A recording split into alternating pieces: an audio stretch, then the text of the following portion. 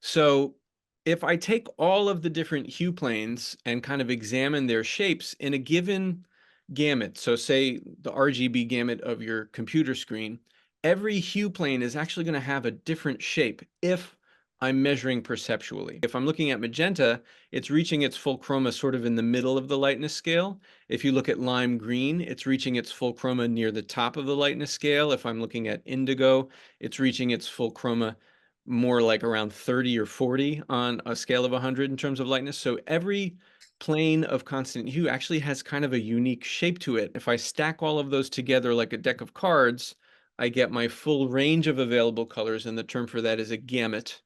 And actually, depending on what gamut you're in, whether you're using paint or printer's ink or the computer screen, the shape of the hue planes in that gamut are going to be different. So here, if we look at these from the side, you can see that all of these different hues are kind of poking out in different places because they're all reaching their full chroma, their full intensity or vividness at different levels of lightness. But if I were looking at this for paints, those might have different shapes. Yellow might be pointing up higher, my magenta might be pointing down lower. So those are kind of the basic things that are going to help us navigate these different theories. And the first one we're going to look at is the hue first theory, meaning the thing I'm thinking about first is how my hues relate. And all of my ideas about harmony are going to come from that. So here is a little video of the Johannes Itten color star that was published in the 80s based on his very influential book from 1961, The Art of Color. And next to that is a color computer from the 1970s. And this is like what you would buy in the art store today. And you can see it really hasn't changed too much, the design of it. It's a really actually a very traditional way of thinking about color harmony that goes back to the 1830s. And the whole point of it is that you can rotate it, right? So if I just rotate this wheel, the belief is in this system of thinking that all of the hue relationships, this sort of template of how they work together, can be assigned to any hue. So the basic assumption is that all hues are equivalent. So any harmonic relationship, be it complements or a triad or whatever, can just be rotated and I'll have the same type of relationship. That's a basic assumption of this way of thinking. So here we have complements going across, a triad, so they're 120 degrees apart. A tetrad, they're all 90 degrees apart. Or I might have like a different double complement type tetrad in some versions of this. The idea is that they're harmonic. These 3 or 4 or 2 colors are harmonic because if I add their angles together, I get the whole circle. I get 360 degrees. That's how Wolfgang von Goethe, this German dude who was way too influential in color theory for like 200 years. That's how he formulated the idea that it's harmonic because it adds up to the whole. You've got other ways of thinking about it too. Analogous, obviously, those don't add up to 360 degrees, but they're harmonic because, according to this way of thinking, they're based on a common element. They all share some amount of orangeness in this example, or they're all the same hue, but they're different lightnesses. We call that monochromatic. Chevreul in the 1830s listed that as a type of analogous. Another way of looking at this, which is maybe a little bit more modern, is to try to assign different roles to different colors around the wheel. So for example, if yellow is my key color, I can say that all of the other colors around the wheel have either a harmonic or a non-harmonic relationship to that yellow. So I've labeled number 2 analogous colors or analogs. Number 3 is its complement. So this theory is saying those are different types of harmonies with yellow. Number 4, some of these wheels will say is a discord. And here's a couple examples of that. Jill Ritter's wheel from 2011 and the Hal Reed wheel from the 1980s both have these little dots on the sides. And they're saying, well, these are discordant. It doesn't mean don't use them. It means they'll spice up your design because they're offering a different hue interval than something that's analogous or complementary.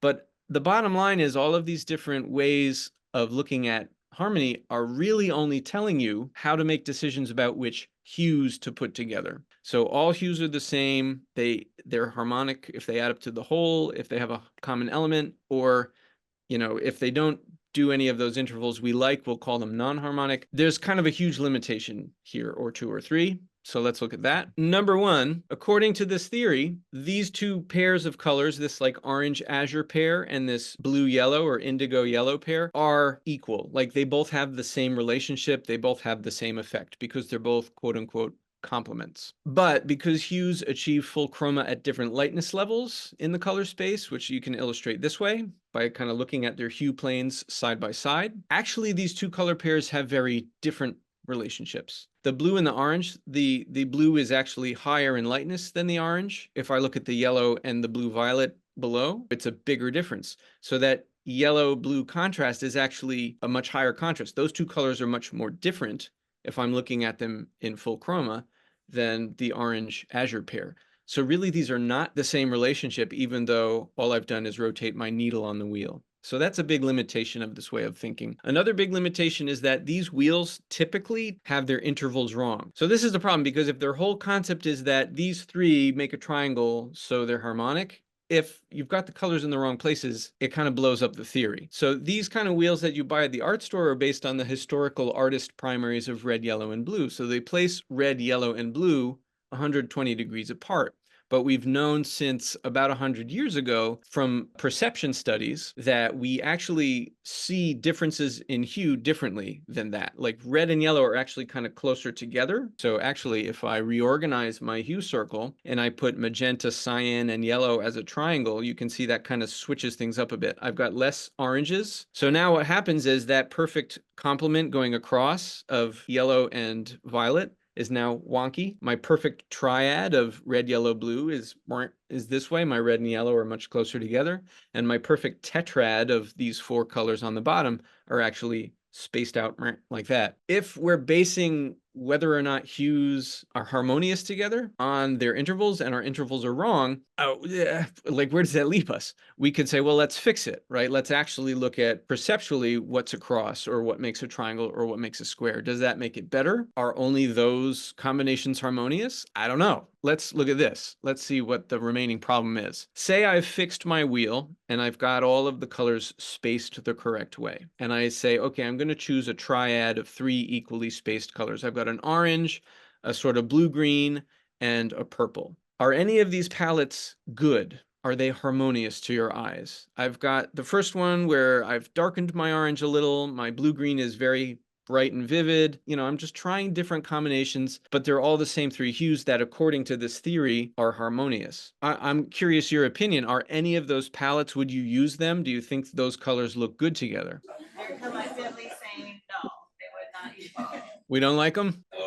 No. No. So that's a problem, because this theory is telling me those are valid, but it's missing this huge element that it's not actually helping me make decisions about lightness, and it's not helping me make decisions about chroma. That brings us to our final way of thinking about color harmony, which is much more current. This begins to be seriously developed in the 80s, 90s, and it's behind a lot of the thinking and research into color harmony today. So these are some patches of color. This is a shameless plug. This is from my ebook on Renner, on Paul Renner, who designed the typeface Futura. He also wrote a book on color harmony called Color, Order, and Harmony. It's out of print. It's hard to find. And it's not actually very well illustrated in terms of his ideas. So I put together a pamphlet including all of his ideas about it. So he's writing in the 40s. He was kind of ahead of his time. But by the 80s, 90s, we start to talk about it in this way, that really kind of it doesn't matter what hues you're using. Any hue combinations can be harmonious. All that stuff about it's got to be these specific intervals, it's just distracting you from actually making good decisions. Character,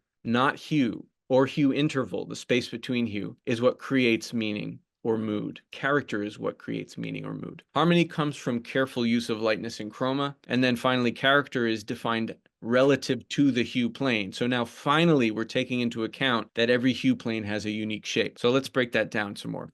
So character, this word I keep using, is actually a term that's introduced by the Color Literacy Project. This is a group of researchers and educators. They're part of the Inter-Society Color Council. So they use these terms: pale, vivid, muted, and dark. And you can see they're each pointing to a different area of the hue plane, but depending on the shape of the hue plane, those are going to move with it, right? So vivid for lime is up here. So it's relative to the hue plane rather than I'm trying to make everything line up. Ellen Divers, who's got some really interesting research about this, was playing with these different palettes, right? And said, well, if I organize colors, if I just put every hue, right, around the circle and just put them in a grid, And instead of I'm only choosing this hue or that hue, organize them by what's their character. I might get palettes like these. I have a light palette, a middling palette, a muted palette, a deep palette, meaning it's dark but high chroma, a vivid palette, and a dark palette. There are lots of other names you could give these: brilliant, foggy, clear, right? There's lots of different character type adjectives you could assign. And what she found in research was she found that hue didn't matter. A pale or a muted or a dark palette, no matter what hue, people responded to it as calm. And this is important because a lot of times what you learn is like blue is calm and red is energetic.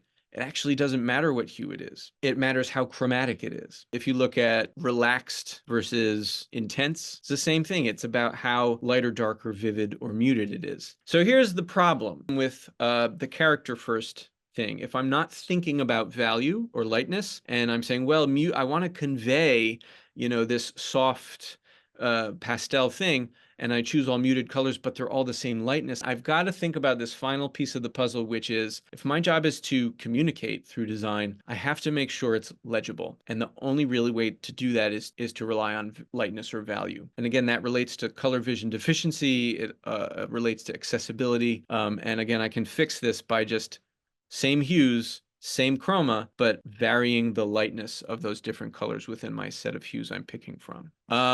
So my final kind of wrap up, my recommendations are focus on those lightness differences for legibility. If it reads in grayscale, you're probably doing it right. So that's why Illustrator, for example, has that grayscale preview mode.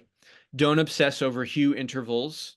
As we've seen, it doesn't actually help us structure anything, and character seems to be more the determining factor of what something communicates. Choose colors based on what your design needs to communicate. And finally, get familiar with perceptual color pickers. The problem is the default color picker in most graphics programs is like HSB or HSL, which is this forced geometry that isn't based on perceptual differences. So there are great tools out there like OKLCH. There's an OKLCH plugin that a guy at RISD put together, and you can find it for free online. And it goes right into Photoshop and everything. So get familiar with those perceptual color pickers to really do this work of making sure your lightness levels are distinct.